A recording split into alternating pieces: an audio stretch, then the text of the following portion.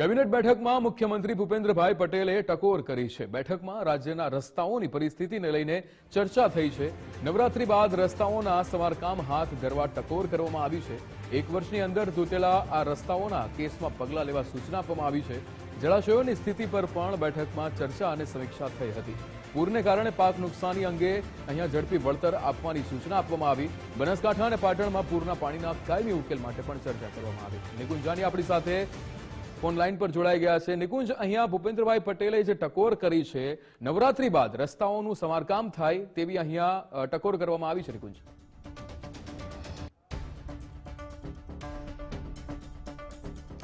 જી જરૂરથી રાજ્ય સરકારની કેબિનેટ બેઠક આજે મળી અને તે બેઠકની અંદર જે ચોમાસા દરમિયાન રાજ્યભરના જે રસ્તાઓનું ધોવાણ થયું છે તે રસ્તાના સમારકામ અંગે મુખ્યમંત્રી ભૂપેન્દ્ર પટેલ તરફથી ટકોર કરવામાં આવી છે અને નવરાત્રીની શરૂઆત સાથે અથવા તો નવરાત્રી બાદ રાજ્યના જેટલા પણ રસ્તાઓ ધોવાયા છે અથવા તો ખરાબ થયા છે તેને રિસર્ફેસ કરવા માટે અથવા તો નવા રસ્તા બનાવવા માટેની સૂચના જે છે તે મુખ્યમંત્રી તરફથી આપવામાં આવી છે।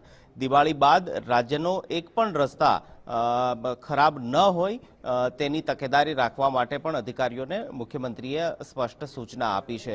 આ ઉપરાંત એક વર્ષ કરતા ઓછા સમયની અંદર જે રસ્તાની ખરાબ પરિસ્થિતિ નિર્માણ પામી છે તે રસ્તા રિપેર કરવાની સીધી રીતે જવાબદારી જે પણ કન્સલ્ટ એજન્સી અથવા તો કોન્ટ્રાક્ટર છે તેની હોય છે અને તેમની પાસેથી જ આ રસ્તાનું સમારકામ કરાવવા માટે પણ મુખ્યમંત્રીએ તાકીદ કરી છે।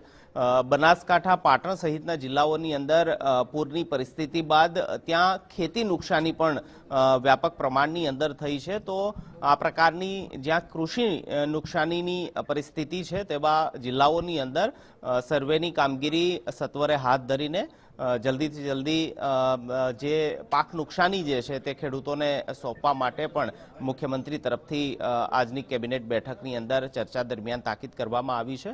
આ ઉપરાંત બનાસકાંઠા અને પાટણ એ બંને જિલ્લાઓની અંદર 2-4 વર્ષે આ પ્રકારના પૂરના પાણી ભરાવાની પરિસ્થિતિ નિર્માણ પામે છે। ખાસ કરી ત્યાં પાણીનું પર્કોલેશન જે છે તે નથી થતું અને તેના કારણે દર 2-3 વર્ષે આ પ્રકારની પૂરની પરિસ્થિતિ બનાસકાંઠાની અંદર નિર્માણ પામતી હોય છે।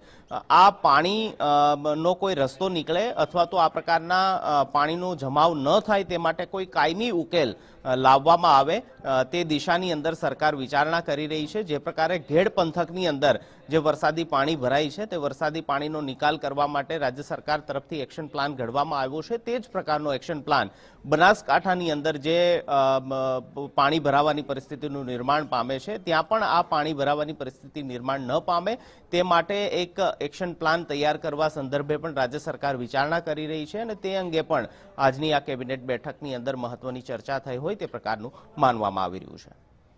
બિલકુલ નિકુંજ, સમગ્ર માહિતી સાથે જોડાવા બદલ આપનો આભાર।